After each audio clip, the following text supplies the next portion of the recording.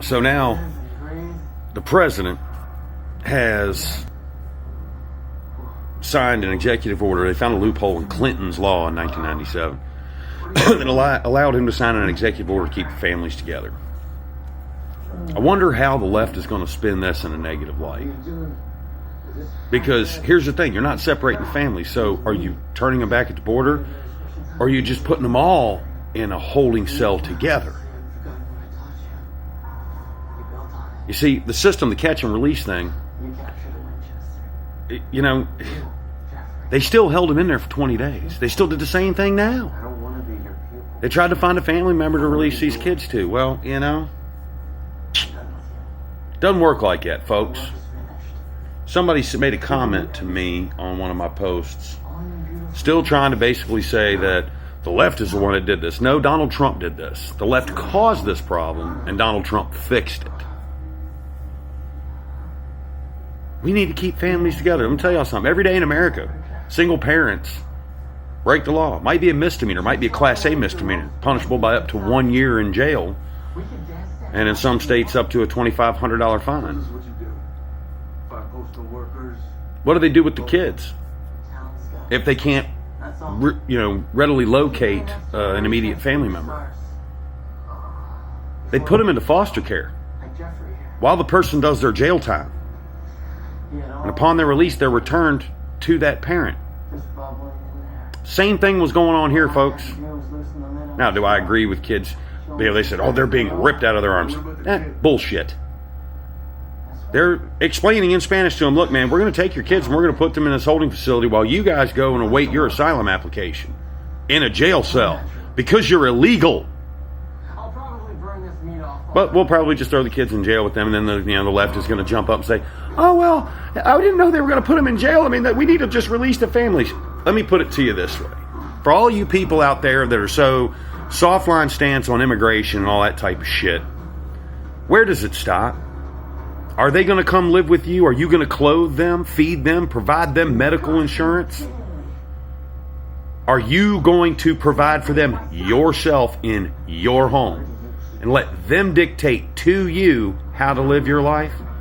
Because if not, you are against illegal immigration, because that's exactly what happens every time these assholes cross the border. There are places in California that won't fly the American flag because the illegal Mexicans with their kids in the school stood up and said that offends them.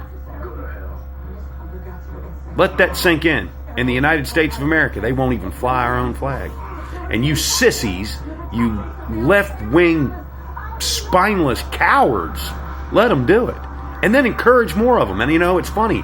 The reason I think that the Democrats are doing this and all this uproar and let all these people in is because they realize that every other minority that they have disenfranchised since the beginning of this country is finally wise to their act.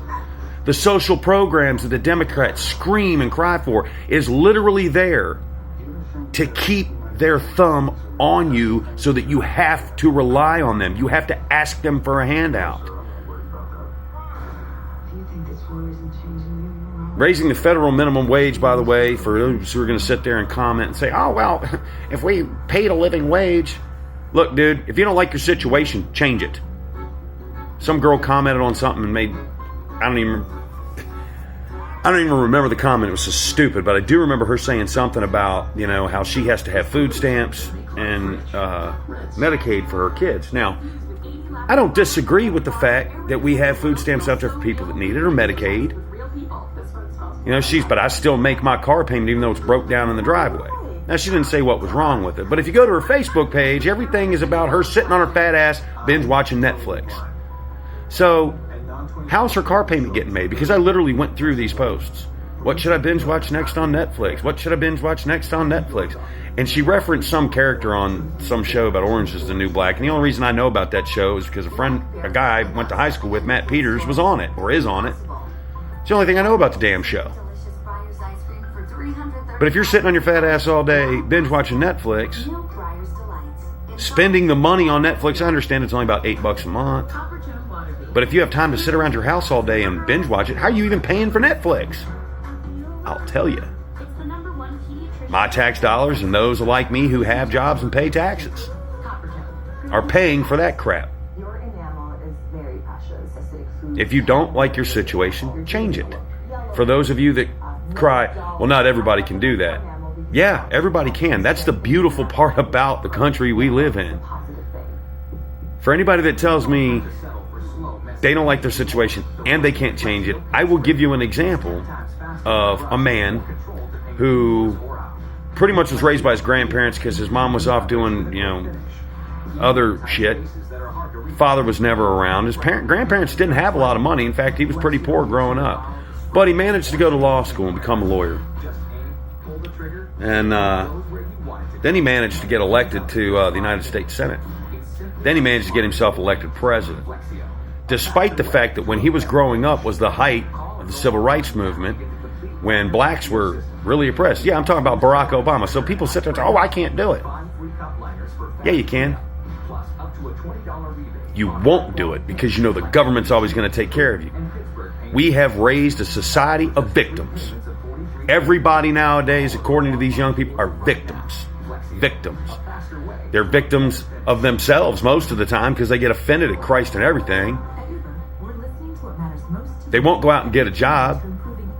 And yeah, that's most of America now. That little social experiment that a college professor, I don't know if it's just a story, a parable, whatever it is, but a college professor point blank said that he's going to implement socialism in his classroom. And everybody's going to be given an average grade based upon the whole class. So the kids that studied and did real well and got really good grades still ended up with a C at the end of the day because half the class didn't want to go to work. Well, after a while, the kids that were doing the work decided there's no point in doing the work no more. They're not going to get any benefit from it, so the class just continuously devolved into eventually everybody failing. And that's how it works. These social programs, as you people want to implement them, are not going to work. They're going to be the downfall of this country. When we are paying people to sit at home and do nothing, and I actually, another friend of mine, someone very close to me, as a matter of fact, was talking about how a friend of hers got laid off by the government, and she's getting paid more in unemployment as long as she went out and met the application quota criteria. She was getting paid more in unemployment than she would have been to go back to work. Now, is that the fault of the individual that was collecting the unemployment? No. It is the fault of the government. But see, the government knows that as long as they can keep people under that kind of not microscope, but under that kind of anvil, that kind of weight on top of them, they can control them. Unemployment should be treated like term limits for the president. You can only collect it for so long. Don't care how long you worked at this place. It should only take you this long with qualifications that you have. Find another job, even if it is flipping burgers. Maybe you got to find multiple jobs. If nothing else, learn to be a freaking bartender. Those guys make pretty good money. I know because I did it for a while. In fact, I did it for a long time as a second job mostly. But this immigration thing is just, you people are disgustingly misled and ridiculous. Saying that Trump's the one that did this. No, he's not. Bill Clinton is. Just like Trump said mean things, Bill Clinton raped women, used his position to, abuse his authority. Barack Obama paid off the Iranians. Terrorist state. Giving them money to go ahead and develop nukes. Donald Trump denuclearized a very unstable region of the world that has been unstable hell of a lot longer than Iran has. But no, we're not going to give him credit because y'all's blind hatred is disgusting. Let's hate Donald Trump because the TV told us to. Well, I tell you what, you want to be sheeple, that's your business. You want to be uneducated and stupid, that's your business. But for the love of God, if you're going to be that stupid, stay the hell off my page.